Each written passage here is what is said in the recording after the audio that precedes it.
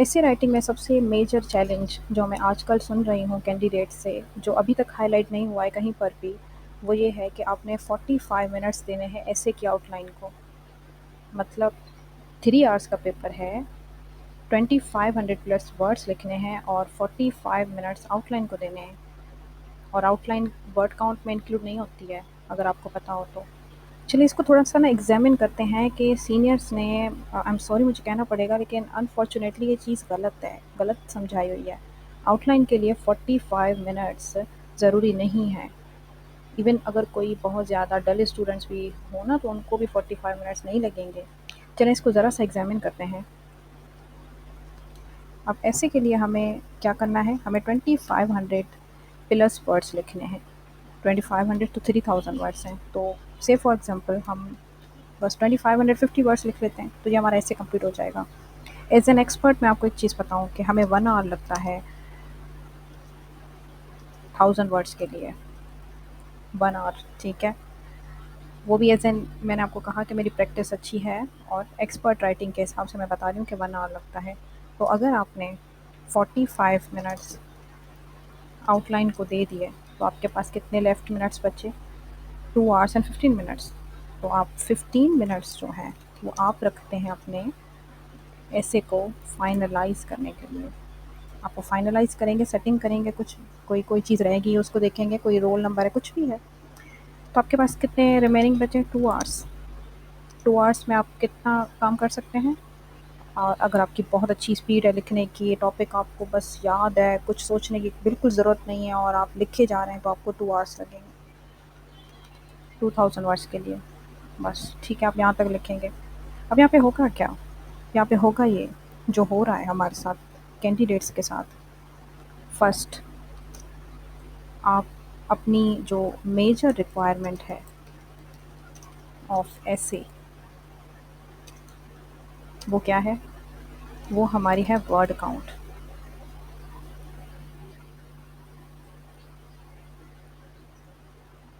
Word count की, ठीक है? अब वो क्या होगी?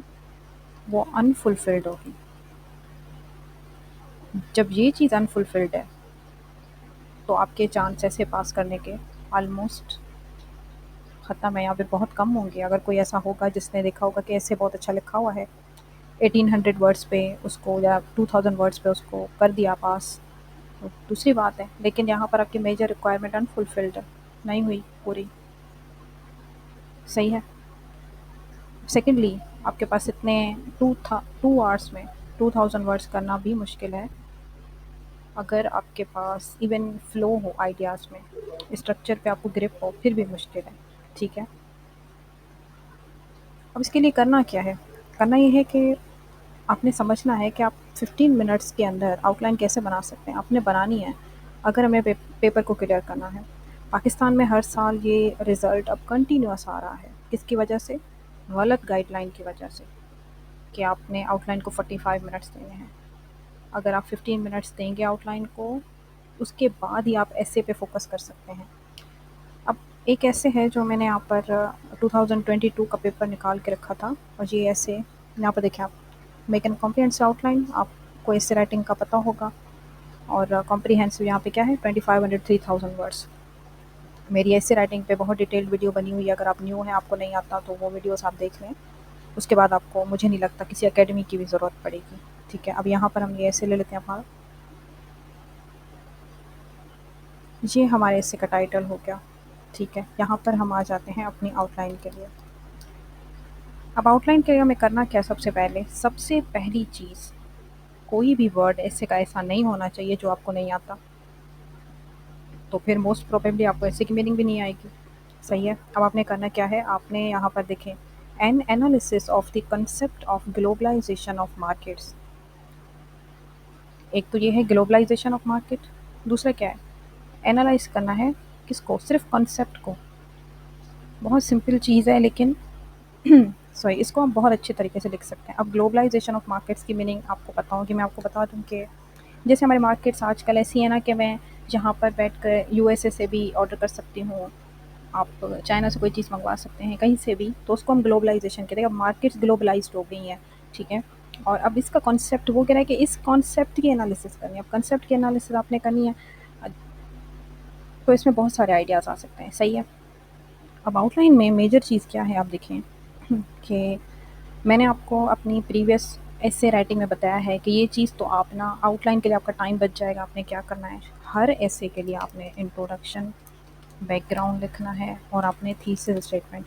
अगेन मैं कह रही हूँ, थीसिस स्टेटमेंट यहाँ पे नहीं लिखी जाती। बहुत सारे, पता नहीं क्यों ऐसा सीनियर्स या किसी ने गाइड किया हुआ है, मे बी ऐसी कोई प्रैक्टिस होगी भी, कोई करते होंगे, लेकिन आउटलाइन में कभी भी कोई स्टेटमेंट पूरी नहीं आती, क्या पैराग्राफ लिखते हैं। आउटलाइन की मीनिंग ये होती है कि आप हेडिंग देंगे अपनी, उसकी सब हेडिंग्स होंगी तो वो दे देंगे। ये हमारी, अगेन समझा दूँ, मेन हेडिंग है जो मैंने पहले आपको वीडियोस में बताई, ये हमारी सब हेडिंग्स हैं। यहाँ पे इंट्रोड्यूस क्या करेंगे ऐसे को, उसके बाद हम ये बताएंगे इंट्रोडक्शन में कि ऐसे में हम क्या बताने वाले हैं या क्या बता रहे हैं, मतलब फ्यूचर, प्रेजेंट, आप दोनों जो भी आप चूज़ करना चाहें। बैकग्राउंड में फिर आप बैकग्राउंड बताएंगे कि पहले ग्लोबलाइजेशन मार्केट्स की कैसे होती थी, अब कैसे होती है, मॉडर्न एरा में क्या, इस तरीके से। थीसिस स्टेटमेंट में आपने जो इसके लिए अपना आइडिया बिल्ड किया है, इसके लिए अलग से वीडियो है, वो आप देख सकते हैं। यहाँ यहाँ तक तो आपको समझ आ गया होगा कि आपको कितने लगेंगे। आपको 30 सेकंड भी नहीं लगेंगे ये चीज़ लिखने में, होगी। अब यहाँ पर आ जाएँ। अब इसने क्या कहा है, concept of globalisation of markets. आधी तो आउटलाइन वो आपको खुद ही दे रहा है। अब यहाँ पे आएगा concept of globalisation of markets. ठीक है, आ गया कॉन्सेप्ट, आ गया। अब कॉन्सेप्ट के बाद क्या है, हमें एनालाइज करना है ना, तो एनालाइज करने के लिए हम इसकी इंपॉर्टेंस देखेंगे। और आप इसके लिए वर्ड्स सिग्निफिकेंस भी यूज़ कर सकते हैं। ज़रूरी नहीं है दोनों वर्ड्स लिखें, आप एक ही वर्ड लिख सकते हैं आप। ठीक है, मार्केट्स, सिग्निफिकेंस हो गया। अब उसके बाद आपने क्या करना है, यहाँ पर ये 2 मेजर हेडिंग्स होगी।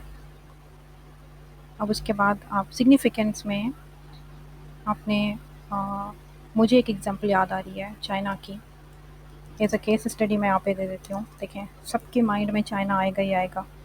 कि आपको याद होगा कि हमने शुरू में चाइना की चीज़ें ना यूज़ करना शुरू की थी, जो जब मार्केट ग्लोबलाइज्ड हुई थी तो उसकी चीज़ें रियली अवेलेबल थी हर हर कंट्री में ना, कि चाइना बहुत चीप प्राइस पे चीज़ें बना रहा था। उसकी रीज़न ये थी, ये आप दे सकते हैं केस स्टडी में। ईयर है ना, अगर आपको नहीं आता तो ये एक मैं आपको ट्रिक बता दूँ, नहीं आता तो आप थोड़ा सा याद कर लें कौन से ईयर में आपका एक्सपीरियंस था।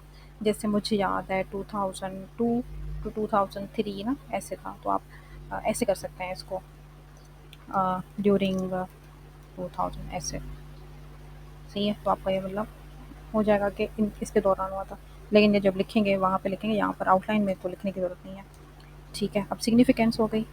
सिग्निफिकेंस के बाद इसके एडवांटेजेस होंगे बहुत सारे, वो एडवांटेजेस दे देते हैं। Advantages of globalisation of markets. अब मैं आपको एक चीज़ बताऊँ कि एडवांटेजेस आपने अपने माइंड को लाजमी आपने 100 स्पीड पे चलाना है एग्ज़ाम हॉल में।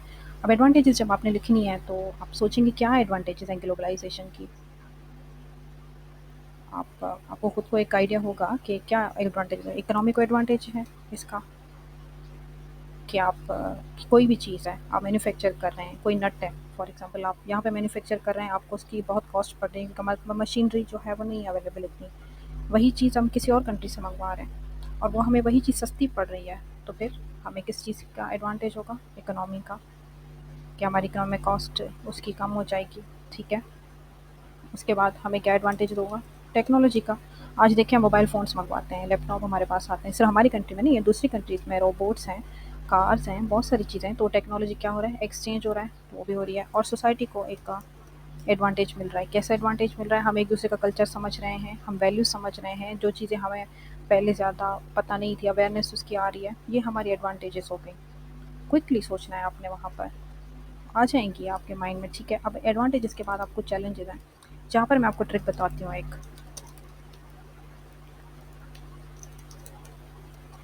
यहाँ पर ट्रिक ये है कि देखें, ये एडवांटेजेस जो है ना, जैसे आपके एडवांटेजेस होते हैं, वही एडवांटेजेस आपके चैलेंजेस भी होते हैं। ठीक है, लेकिन आपने इसको यूज़ कैसे करना है, जैसे आपने यूज़ ऐसे करना है कि जैसे आप बाहर से चीज़ें मंगवाएंगे, यहाँ पे क्या होगा, यहाँ पे आपकी उन चीज़ों की जो लोग एक्सपर्ट्स बैठे हुए हैं वो काम नहीं कर रहे हैं। अगर मुझे पेपर बनाने आता है और मैंने सीखा ही पेपर बनाना और बाहर से आप मंगवा रहे हैं, तो क्या होगा, अनएम्प्लॉयमेंट होगी। दूसरे कल्चर का फिर आप ये भी कह सकते हैं कि जैसे दूसरा कल्चर है उसका एक पॉजिटिव इम्पैक्ट तो एक जगह पर है, लेकिन नेगेटिव इम्पैक्ट भी है, क्योंकि सारी सोसाइटीज़ की कल्चरल वैल्यूज़, रिलीजियस वैल्यूज़, ये सारी चीज़ें अलग होती हैं। तो जब आप ग्लोबलाइजेशन ऑफ मार्केट कर देते हैं तो कोई भी बच्चा है, वो वेदर बॉय हो गर्ल, कोई चीज़ ऑर्डर करता है, आपसे कहता है कोई चीज़ हमने खरीदनी है, वो ये नहीं देखता कि वो हमारे वैल्यूज़ कल्चर से फिट होती है कि नहीं।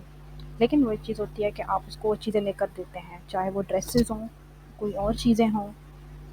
तो ये चीज़ें हमारी सोसाइटी पे कहीं न कहीं नेगेटिव इम्पैक्ट डालती हैं।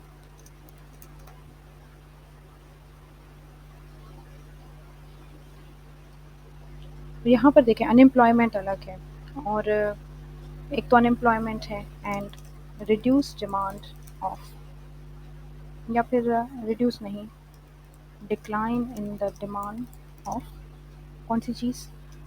लोकल प्रोडक्ट्स आप नहीं खरीद करते ना, चाहे वो कोई भी चीज़ें हों, आप उसमें लोकल प्रोडक्ट्स नहीं लेते। ये हमारे चैलेंजेस में आ गए। अगर आप इसको अलग से चैलेंज रखना चाहें तो वो भी कर सकते हैं।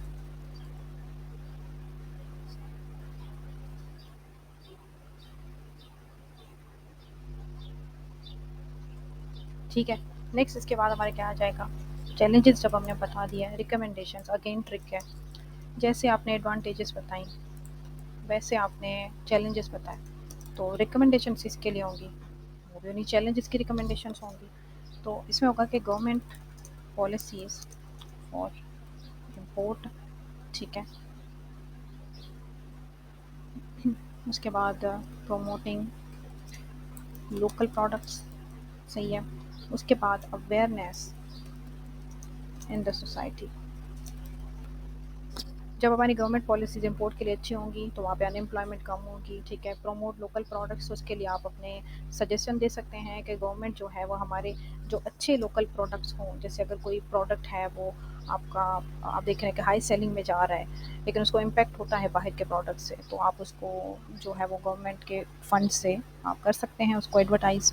और सोसाइटी में अवेयरनेस ज़रूरी है कि आप, ठीक है दूसरे कल्चर्स देखते हैं सही है, लेकिन आपको अपने कल्चरल वैल्यूज़ बतानी है और लोगों को उस तरफ प्रमोट करना है। इस आप, वो चाहे स्कूल्स में हो, चाहे आप देखें ना ग्लोबलाइजेशन ऑफ मार्केट का कितना इम्पैक्ट है सोसाइटी पे। आप स्कूल्स की हालत देख लें, कॉलेजेस की हैं, एजुकेशनल इंस्टीट्यूट्स हैं, सब में एक ही चीज़ है कि आप इन्फ्लुएंस्ड हैं आप वेस्ट से, हर चीज़ के लिए।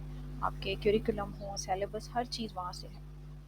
बहुत सारी एग्जांपल्स हैं। आप उस टाइम पे ना थोड़ा सा माइंड को ज़रा रिलैक्स रख के, लेकिन थोड़ी स्पीड अपनी रख के तो आप सोच सकते हैं। उसके बाद आपने इजीली इसका क्या लिखना है, कंक्लूजन। तो ये हमारी आउटलाइन बन गई।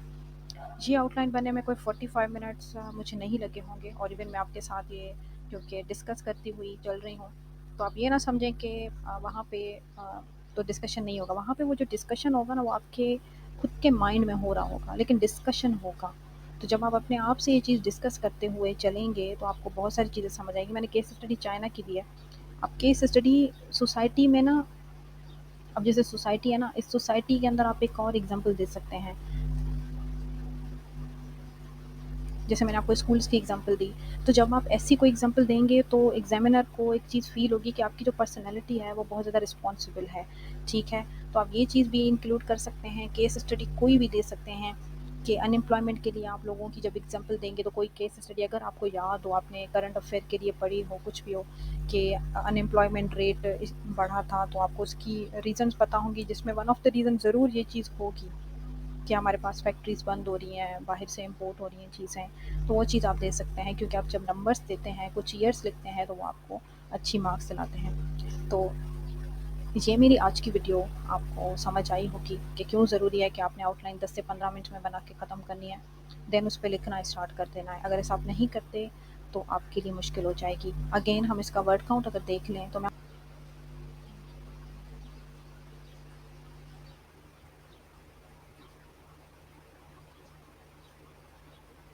जी अब हमारा वर्ड काउंट जो है वो मेरे हिसाब से कंप्लीटेड है। ये हमारा हो जाएगा 5 5 15, और ये 2000, और उसके बाद ये वर्ड काउंट है। बाकी का तो ये 25 है। इसको आप अराउंड 150 टू 180 ऐसे आप ना वहाँ पर अपने अंदाज़े से वर्ड काउंट करेंगे तो आपका कंप्लीट हो जाएगा। ठीक है? आप अब ऐसे की प्रैक्टिस करके देखें, 15 मिनट्स में आपकी आउटलाइन होती है कि नहीं होती, मुझे ज़रूर बताएँ। और कहीं पर अगर कोई भी आपको मुश्किल हो रही है तो वो भी आप मुझे बताएँ। किसी के भी कहने पे नहीं चलें कि आउटलाइन के लिए 45 मिनट्स लगेंगे, कोई ज़रूरत नहीं है 45 मिनट्स की। 10 मिनट्स में बन जाएगी, 15 मिनट्स में बन जाएगी और रेस्ट ऑफ द टाइम आप अपना बहुत अच्छे से ऐसे करेंगे। हम दूसरी वीडियोज़ में ये भी सीखेंगे हमें कोटेशंस कैसे लिखनी है, हमें जो है वो एग्ज़ाम्पल्स किस तरीके से देनी है, केस स्टडी किस तरीके से देनी है, और क्या अच्छा होता है कि हम एग्ज़ाम्पल लिखें या केस स्टडी की हेडिंग के साथ लिखें तो हमें अच्छी मार्क्स मिलती हैं। तो आप मुझे कमेंट में बताइएगा कि आपको क्या चीज़ सीखनी है, हम उस हिसाब से फिर आगे वीडियोज़ बनाएँगे।